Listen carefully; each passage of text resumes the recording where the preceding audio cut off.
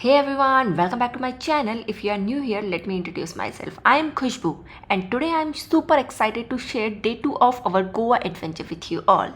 In my last vlog, we explored some amazing beaches and enjoyed delicious Goa food. Today we are off to see some more iconic places. तो बने रहिएगा और आगे का video पूरा देखिएगा कि हम डे 2 में गोवा में कहाँ कहाँ गए थे।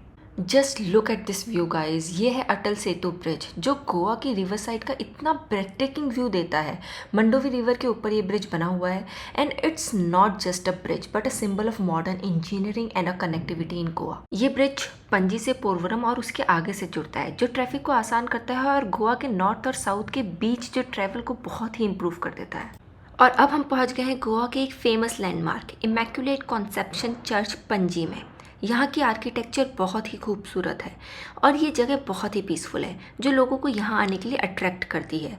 पोर्तुगीज़ कॉलोनियल स्टाइल में बनाई गई ये चर्च रिप्रेजेंट करती है गोवा की cultural heritage and architectural skill को। चर्च का हर एक कॉर्नर स्टोरी बताता है फेथ एंड डिवोशन का। Visitors from all around the world come here to admire its beauty and soak in its spiritual ambience. चाहे आप इतिहास के शौक से जुड़े हुए हों या बस शांति की तलाश में हो, इमैक्युलेट कंसेप्शन चर्च आपको दोनों में से बेस्ट एक्सपीरियंस देने वाला है। सो मेक श्योर अगर आप गोवा विजिट कर रहे हैं तो पणजी के ज्वेल में ज़रूर विजिट करें। और अब मैं भागे चली गई अपनी फ़ोटोज़ क्लिक करने के लिए ताकि मैं अपनी फ्यूचर के लिए कुछ मेमोरीज़ होल्ड कर सकूँ।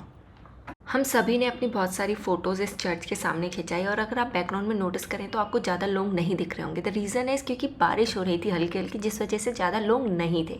सारी हम सब ने फिक्स खिंचाने के बाद हम थोड़ा सा मार्केट भी घूमे क्योंकि चर्च के सामने ही जैसे हमारा दिल्ली में कैनॉट प्लेस है ना, बिल्कुल राउंड में मार्केट लग रही थी, तो इसके आसपास भी इसी तरीके से कुछ मार्केट है। तो हम वहाँ गए और हमने वहाँ से शॉपिंग भी करी और बहुत तेज़ बारिश होने लगी थी उसके बाद, तो हम थोड़ी देर शायद हमने 1-2 घंटा वहीं पर स्पेंड किया, शॉपिंग करी और थोड़ा बहुत खाया। उसके बाद हम निकल चुके थे अपने नेक्स्ट डेस्टिनेशन के लिए, जो कि आप देखिए रास्ता जा रहा है कहाँ, और बने रहिए आगे के व्लॉग में। तो हम पहुंच चुके हैं one of the UNESCO world heritage site basilica of Bom Jesus church, जिसका बहुत ज़्यादा हिस्टोरिकल सिग्निफिकेंस है। This is one of the Goa's oldest church. क्योंकि बारिश हो रही थी तो मयंक ने रेनकोट पहन लिया था और बारिश का माहौल इस साइट को और भी शांत और सुहाना बना रहा था। क्या आप जानते हैं this church houses the mortal remains of Saint Francis Xavier, जो कि एक बहुत ही प्रोमिनेंट कैथोलिक प्रचारक थे और फाउंडिंग मेंबर थे सोसाइटी ऑफ जीसस के। और अंदर जाते ही आप विटनेस करेंगे breathtaking baroque architecture and this again showcase Goa's rich cultural heritage and architectural skill. और मौसम इतना सुहाना था, बारिश हो रही थी रिमझिम रिमझिम, तो मैंने तो बहुत ही मज़ा किया उस दिन पे। बारिश थी बट हल्की बारिश थी, ऐसी बारिश थी कि जहाँ आप गोवा को घूम सकते हैं, एंजॉय कर सकते हैं। मैंने बहुत ही एंजॉय किया अपने गोवा ट्रिप पे और इस साइट पे भी मुझे बहुत अच्छा लगा इस साइट पे विज़िट करके। इस साइट पे विज़िट करने के बाद हम तो जब बाहर आए तो हमने बहुत सारी क्लिप्स ली, फ़ोटोज़ ली, मेमोरीज़ को कैप्चर किया, होल्ड किया और हम फिर बाहर की तरफ आ गए।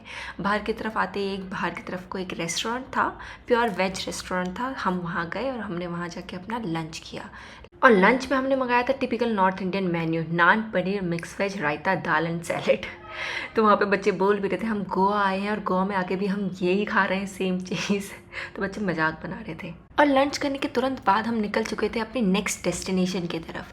और रास्ते में जाते वक्त हमें ये गोवा की जो फेमस रोड है कोकोनट ट्री रोड वो मिली, लेकिन हमने सोचा कि यहाँ पे थोड़ी बहुत पिक्स खिंचाएं, बट इतनी भीड़ था यहाँ पे कि हम पिक्स खिंचाना पॉसिबल ही नहीं था, मतलब आ ही नहीं पाती फ़ोटो जिस तरीके का फ़ोटो हमको चाहिए था। तो हमने सोचा कि चलो अभी चलते हैं, बाद में देखेंगे, बाद में अर्ली मॉर्निंग आके खिंचाएंगे। तो हम यहाँ से चले गए और अपनी नेक्स्ट डेस्टिनेशन की तरफ बढ़ते गए।